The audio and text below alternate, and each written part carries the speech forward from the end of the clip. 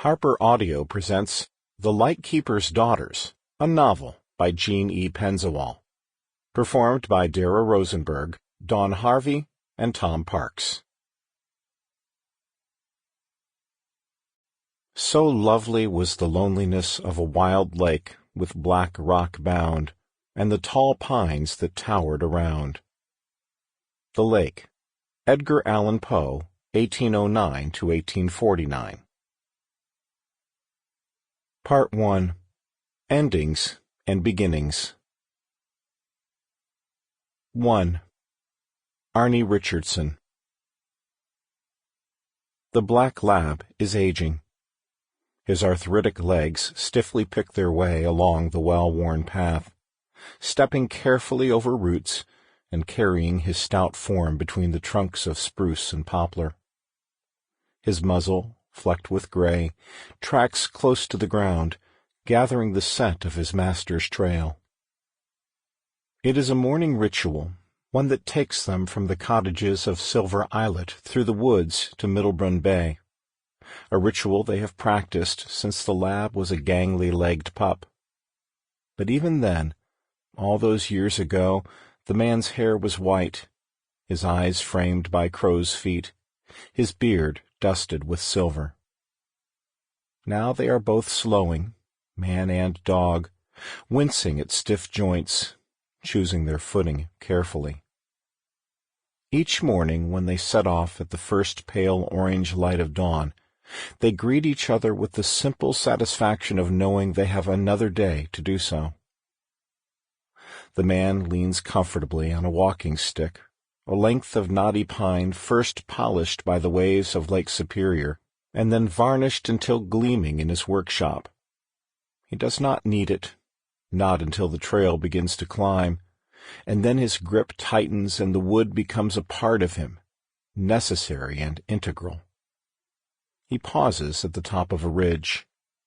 Two paths merge here, the one they are on joining the much wider, more frequently traveled route that is part of the hiking trails of Sleeping Giant Provincial Park. The park is quiet now. It is a mystical place, this peninsula, jutting out into Lake Superior. Chiseled rocky cliffs and worn ridges, mysteriously carved by wind and rain and time, take the form of a giant slumbering in a cradle of icy gray water.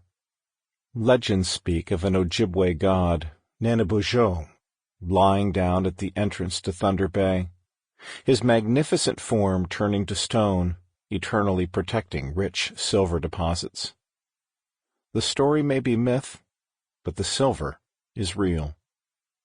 Extracting its riches led to deep shafts sunk well below the surface of Superior, where miners followed the veins of ore under the constant threat of encroaching water.